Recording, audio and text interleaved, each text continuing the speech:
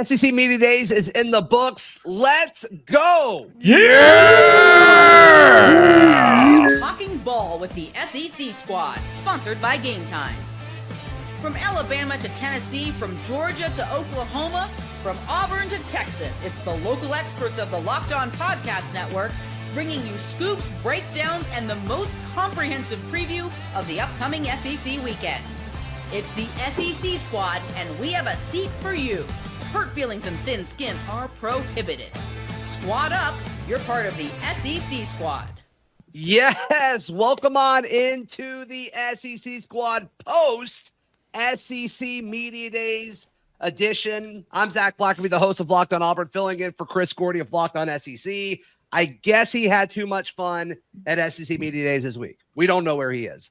We're joined by Zach Calzada, truther, also known as Lance Dahl, host of Locked On Kentucky, Brandon Olson of Locked On Gators, Stephen Willis of Locked On Ole Miss, Luke Robinson of Locked On Bama, Corey Burton of Locked On Vandy, and Jay Smith of Locked On Sooners. Gentlemen, it's behind us. That means the football season is oh so close. But what was your biggest takeaway from SEC Media Days? Whoever wants the floor can have it. I liked having Billy Napier just operate with confidence once again. I'm not going to buy into it the same way I did last year because I don't want to see them get shellacked at any point and have that come back. But just Billy Napier coming out there with the day before Media Days, he tweeted "spot the ball," and that's been kind of a mantra that they're rolling with right now. At Media Days, he spoke about it. DJ Lagway, Jake Slaughter, Caleb Banks, they all spoke about, just spot the ball. All the whole Florida schedule is really tough. Just spot the ball, go out there and win. I just like seeing Billy operate with the confidence that I feel like he didn't have in his first couple of years in Gainesville, and now kind of is just a testament to the roster that they've built, I think. Yeah, I'm going to be honest. I think the highlight for me was seeing Vanderbilt go out there. Clark Lee looked like he had a ton of confidence. Diego Pavia out there strutting with all the swag and the aura, as all the young kids say it nowadays. Like, they were fun to listen to and see just being paraded around. I thoroughly enjoyed that. Of course, I enjoyed how the Sooners were represented as well. But for the most part, just about everybody, you could tell everybody felt good about it this year. I'm guessing because it was back in Atlanta, it was a little bit more central for everybody. Dallas was a different place for a lot of people, so it may have been a little bit of, nerves and uncomfortableness, except for us because it was up the street around the corner. But I thought that everybody walked in and all the coaches gave speeches that really exerted the confidence going into this season. Yeah, the Pavia stuff. Yeah, go ahead, Corey. Yeah, I was going to say, Pavia coming in being a rock star, you hit the nail on the head right there, Jay. And just all of the day one people really set the tone for the rest of the week. Like they were like, okay, here's the bar, and you're going to have to reach it. And Lane Kiffin was one of those. Diego Pavia, Clark Lee, Brian Kelly, and Shane Beamer were all really good tone setters for SEC Media Days. And I just enjoyed listening to all those guys talk. Kirby Smart was good. Billy Napier had a ton of confidence. I didn't hear Oklahoma. I didn't hear Kentucky. And I didn't hear Kalen DeBoer. I'm going to go back and listen to those. But the ones I did see, I thought everyone did a really good job. The Pavia stuff was fascinating. I mean, the aura, the confidence, whatever you want to call it. But, I mean, wherever he went, there was just an entourage of media following it, and he seems so comfortable. Like when you're in the main room and you've got you're a small podium and there's like a media scrum around you, like it could be intimidating. But it really felt like we were in Pavia's living room. Like he was so comfortable. He's like, y'all are here to talk to me. I'm not here to talk to you. And Zach, you were there. Jay, you were there, and you probably saw it in real life. Like from what I saw just on video, it looked like he'd been doing that type of thing for 10 years. Yeah, it looked like he knew exactly what he worked the room. Like he worked the entire radio row. He was working the electronic media area where he was doing interviews. He was working main media in the pods. Like he was like, every time he looked up, he was like, oh yeah, boom, pop out, show the inside of the jacket with the Vanderbilt in there. Oh, he was fly. Hey man, he was fly. So the confidence to me was amazing, especially because after last season they did that massive turnaround. You can tell that he was just like, nah, y'all gonna know who we are, and we're gonna make sure that we're not the team that everybody ignores like they did in Dallas. There were, I think that was the whole thing to me was confidence from everybody. And I wondered, if part of it is because, even though Kirby Smart's still there, and I think he's the king right now, it feels like more than ever, it's kind of up for grabs who can be the best coach. Now, look, Georgia beat Texas twice last year, I know, but everybody's still on the Texas train. A lot of people are back on the Alabama train, on the LSU train. Hugh Freeze went in there, and he sounded much different than he did a couple of months ago at a golf tournament. Yeah. I think it was in Birmingham, where he said, well, I know the expectation. We need to make a bowl game. And that was not the right thing to say. That's what he said. All you Bama people just want to misquote Hugh Freeze every time it opens his mouth. It's ridiculous. It's ridiculous. You're the only fan base that does that crap. Steven, when you talk about Lane Kiffin, I mean, I actually feel like he behaved himself this year at SEC Media Days. Yeah, there was it was described as a quiet confidence. And honestly, it's a weird thing at SEC Media Days. Nobody made news except for Greg McElroy making up a rumor about Nick Saban. That was the only thing that made noise at Media Days. And Lane Kiffin, took a shot at Hugh Freeze. I think he genuinely does not like Hugh Freeze for various reasons. Who does? Yeah. Who doesn't? Who doesn't like him? But an underrated jab that he got in was 9 home games this year for Ole Miss, and that is including a home game at Starkville, Mississippi. Wow.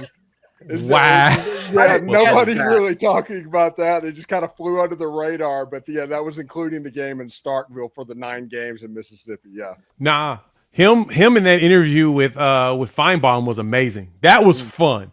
Like it was the most awkward. Just it was felt like a dysfunctional conversation that was going on. I didn't know if Feinbaum even knew what to do at that moment. He's probably kind of looking at him like, and he how do I react here? Lane's found his role. Lane has found his place.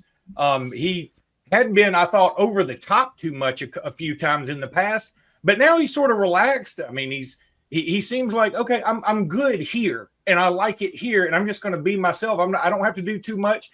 I mean, he tweets some things that, the whole fishing thing where he tweeted at Hugh Freeze, I had no idea what he was talking about. Maybe somebody can enlighten me, but I was like, that must be some kind of inside joke, and I don't know. But he's just fun, and I like having him in this conference. Yeah, he said it was an inside joke. I don't know if I believe him or not, but he said it was an inside joke. Did he specify that it was between him and Hugh, or inside joke between him and Hugh? Yeah. I love inside jokes, and I hope to be a part of one someday. Yeah.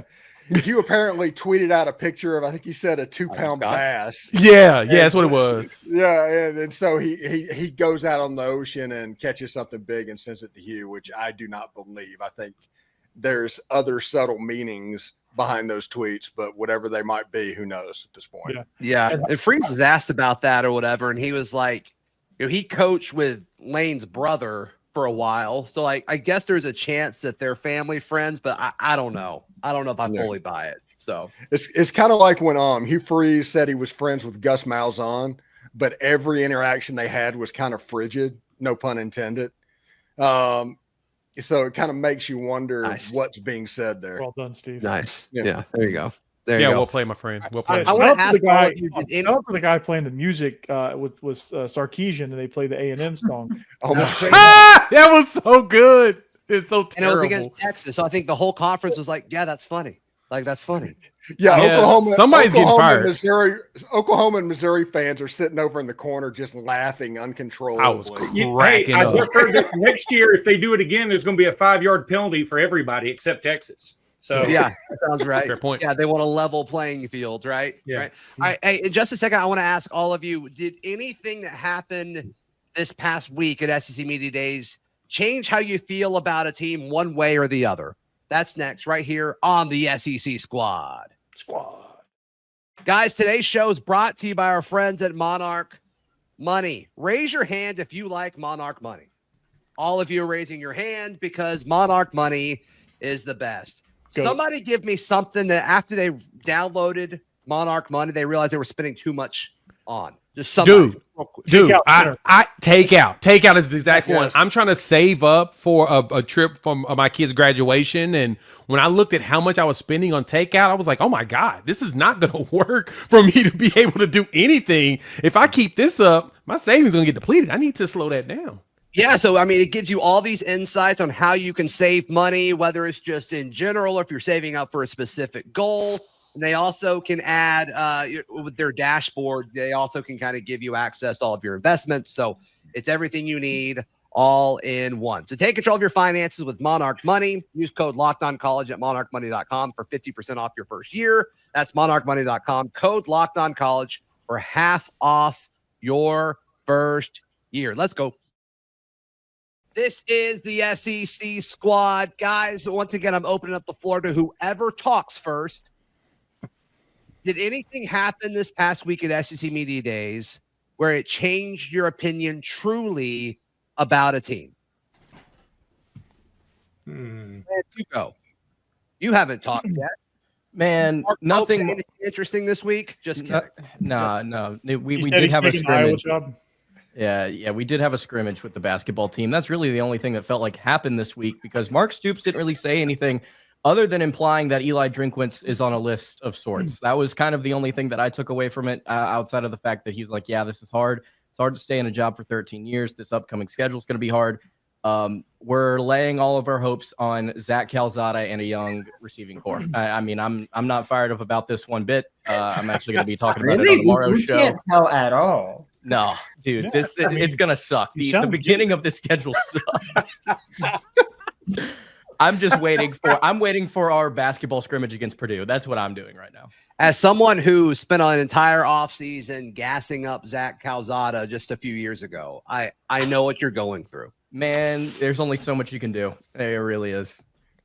Yeah. And the personnel surrounding him, it's like it's not great. I'm waiting for basketball season. You guys hear about Jaden Quaintance yet, by the way? Best player in the country, best defensive center in the nation. We should. Yeah, we're not there yet. We're not there Yeah, yet. we're totally in But SC Media Days. emotionally But there yet. I'll add to the actual Media Days portion, which is really football, Yes, and that's thanks, really anything to Jason. care about right now. But I saw DJ Lagway walk by me. Oh my God, he's freaking huge. That's a dude's a mountain. He's a tank. He's a tank. That may have changed. I see why everyone is gassing him up. Because, I mean, I knew that he had size. I remember seeing him. I think he was at BV's camp because they were recruiting him back when he was in high school. It's like, okay, nice size, but it was from a distance.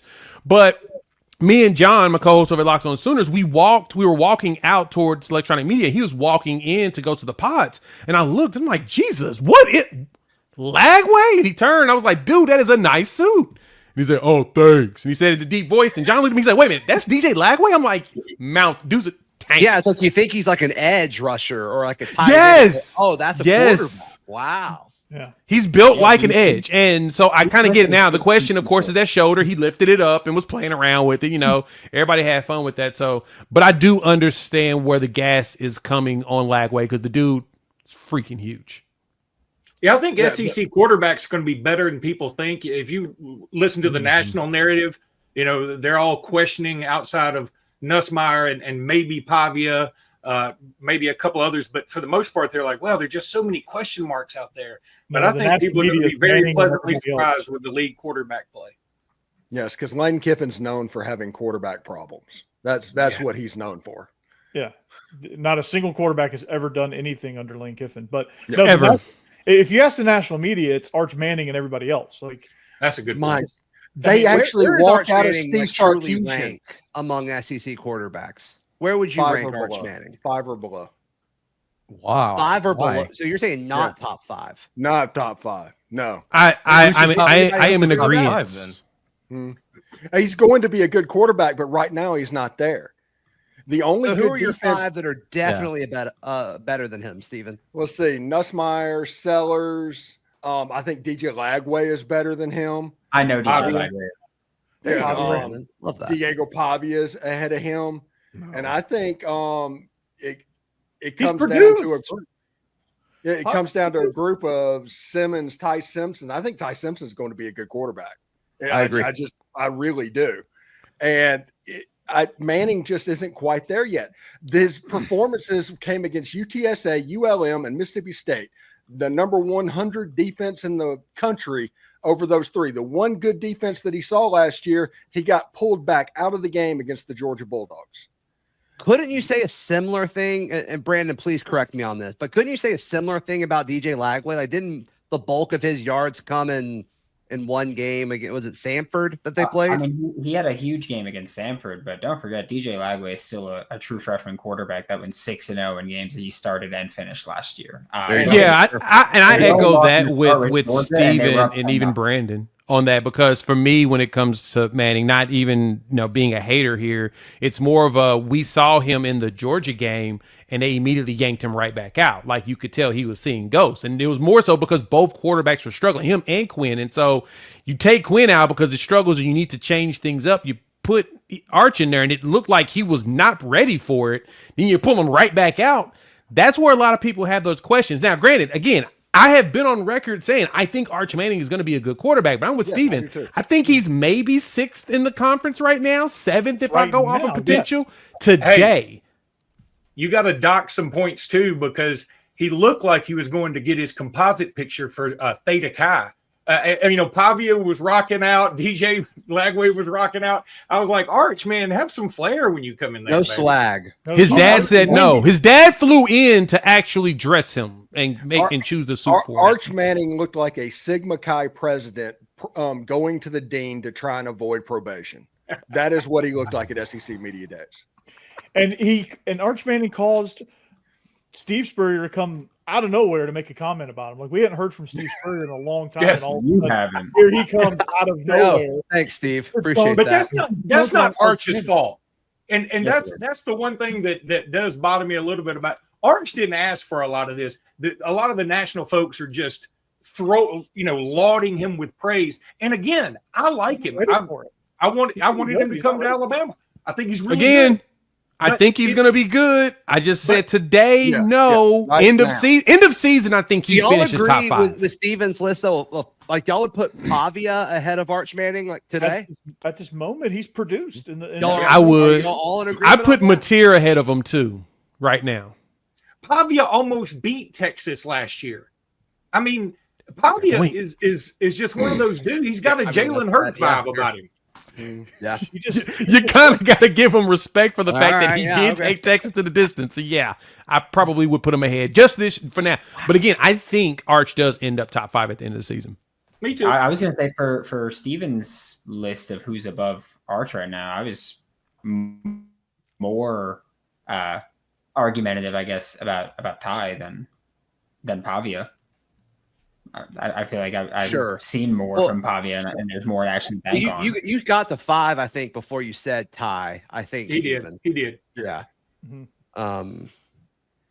Ty's old Jackson too. Arnold. I Did think that cross your mind? Anybody's mind at all? Say Jackson Arnold there? No. We've seen that movie.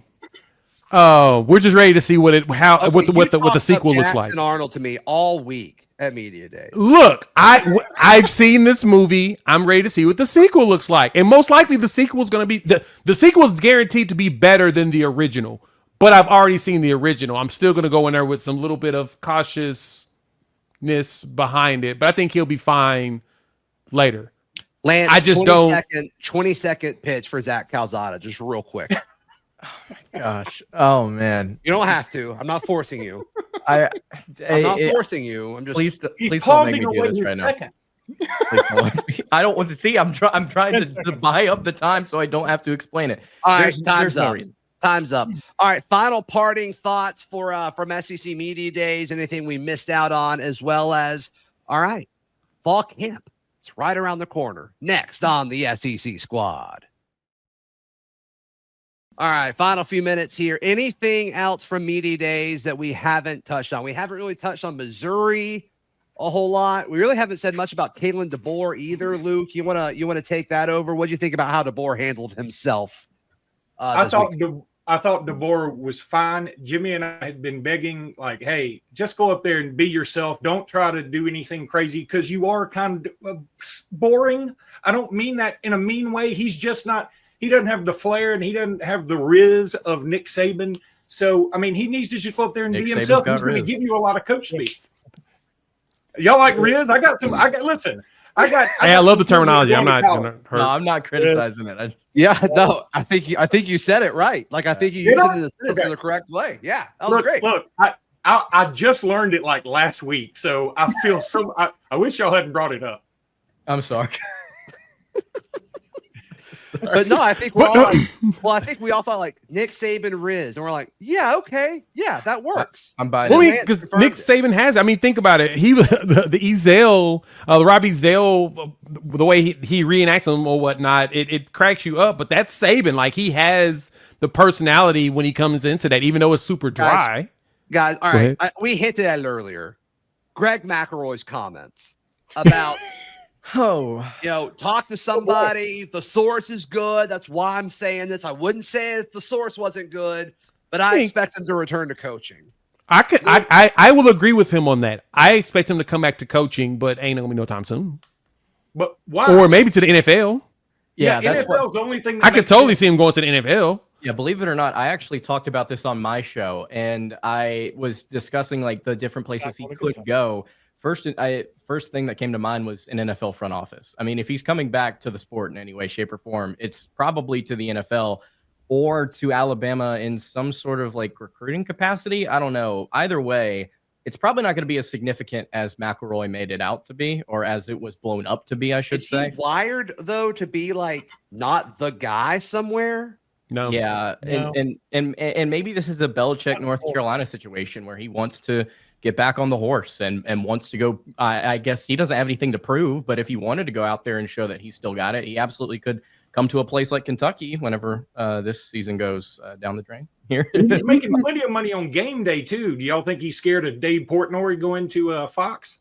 Oh, That's exactly what it is. I mean, Do you think Nick Saban knows who Dave Portnoy is? No chance. No chance. Let me tell you this. That's a good question. I bet he does. Saban was a revelation on game day. He really was. He basically saved that program. Fair. That is true. I agree with you. Can we get to the elephant in the room though? The 30-team playoff. Can we talk about that real quick? What is that about? Like, I haven't heard this. Look, I understand Eli. So Eli Drinkwitz went up and he said that he's advocating for a 30-team playoff. And he said because in the NFL, 40% of the teams make the playoffs. And in college, it's like 10%. Fans aren't going to be engaged if you have so little teams in the playoffs. You need to do more. I hate to defend him. Oh, no, don't. But he has a point. And let me explain why. Let me explain.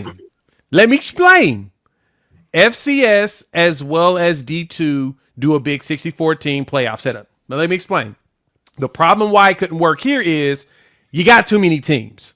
If you do it, G5 or G6 has to have their own playoff, and they are no longer a part of P4's playoff system, and then the P4 has a playoff system, in which at that point, you probably could go more and do it like a tier into the conference championship and then the playoffs, similar to what they do in D2 or whatnot. I'd be fine doing that anyway. 24 teams. Let's just not let G5 teams in the playoff anyway. That I don't disagree with. I mean, you're not wrong, but I think that's where I could understand where Drink would say that. But the problem is that you can't do that with how big college football is today. You would have to separate those teams. Mike Leach wanted a 48 or 64 team. 64. Playoff. That's what they do in D2. That's just so dumb. We have a regular season. And look, I know it for everybody now it's national championship or bust, but the college football in the NFL, we're becoming a little bit more like it.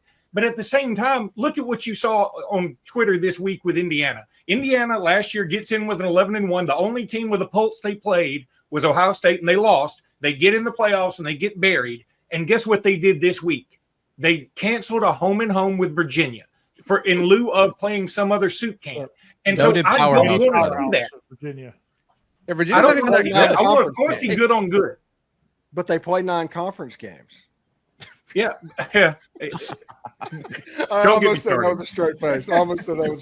They do play 9 conference games. Wait a minute. You know, honestly, though, everybody wants to make fun of what's going on, but the Big Ten and Tony Petitti is actually right about the playoff. I do think the automatic qualifier system needs to happen, and that makes the regular season more important.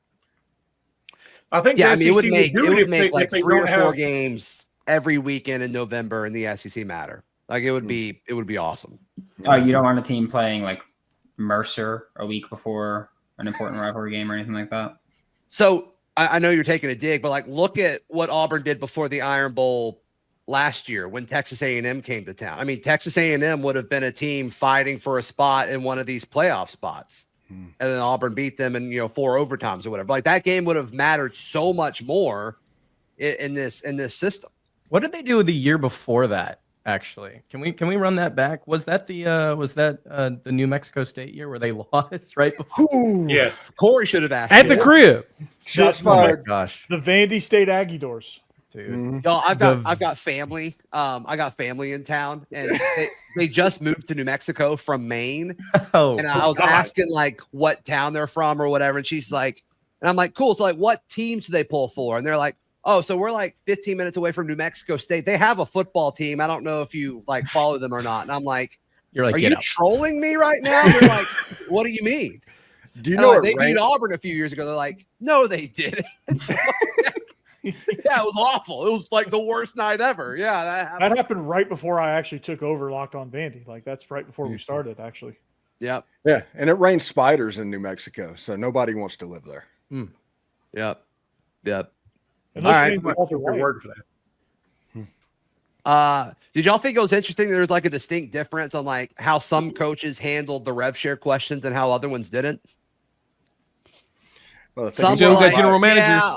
yeah, I don't know if everybody's like doing the same thing, and then others were like, well, you got to like just have more strategy than your opponents. Like, okay. Shane Yeah, Beamer's- Kirby Smart threw out a number. He said 200,000, right? So he said that, and I'm sitting like, 5th or 6th row, and I'm like, he says, all right, you can come to Georgia and make 200,000. I'm like, I like look around. They're like, no one moved. And I'm like, did y'all not hear that? They didn't blink an eye at No, all. everybody's just like, typing like, oh, we got to tweet everything. And I'm like, what? What Like, did that he was just say? crazy. And I 100% don't believe anything that came out of his mouth because that is definitely not true.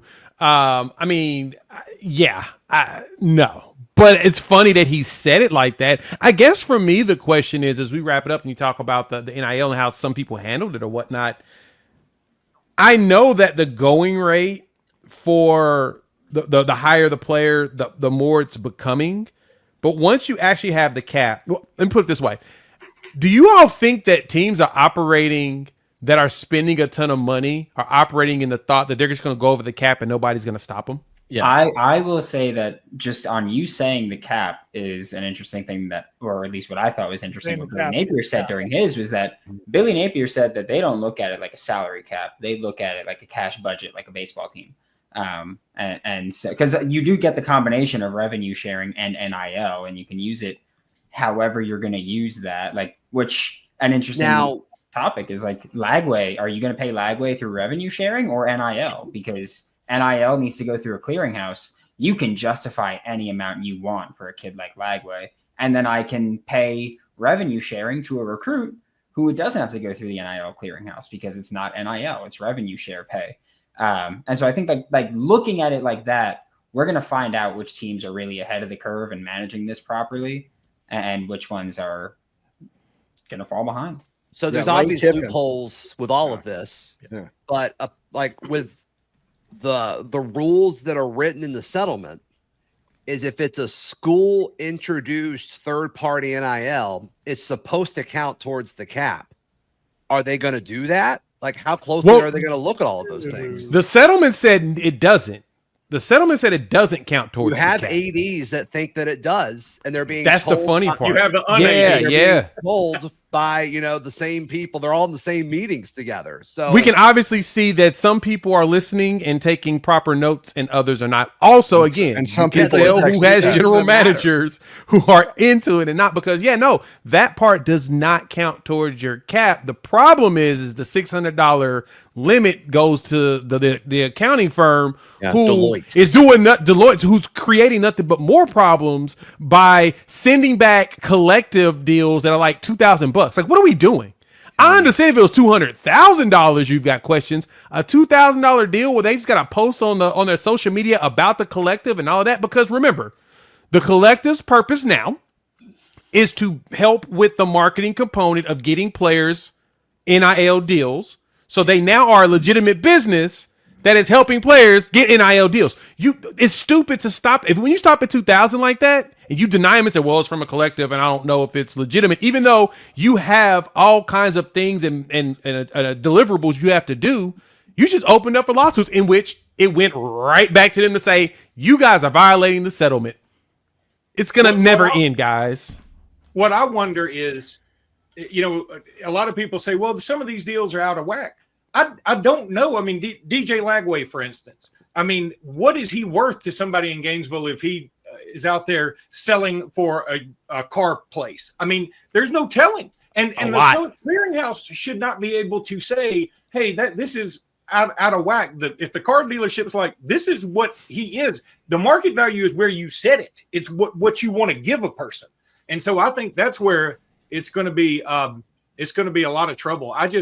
Look, it's sort of like having a speed limit sign up that says the speed limit is 75-ish plus or minus. And, some depending on what the police is feeling like today. Yeah. Some people are going to take it as 75. Some people are going to be still like, well, my ish is 92, So it's crazy. It's still ambiguous. And it's just this whole void of crap. I don't know how in the world we're going to get around it. Yeah, never will. The NCAA going back to clearinghouse is one of the dumbest things in the history. It's super dumb. That's probably true. That's just going to create a traffic jam of crap. All right, we only have a few more squad shows that we'll do, and then most of our teams will be in fall camp. So close. We've almost made it, guys. We've almost made it. For Jay Smith of Locked On Sooners, Corey Burton of Locked On Vandy, Luke Robinson, Locked On Bama, Stephen Willis, Locked On Ole Miss, Brandon Olson, Locked On Gators. Corey's gone, ready to get out of here. Zach Calzada Truther, also known as Lance Dahl, host of Locked On Kentucky. Corey's back. We're gone. I'm Zach Blackerby of Locked On Auburn. This has been the SEC Squad. Ooh, yeah. Squad. Anything else? We good? That it? Cream will rise to the top.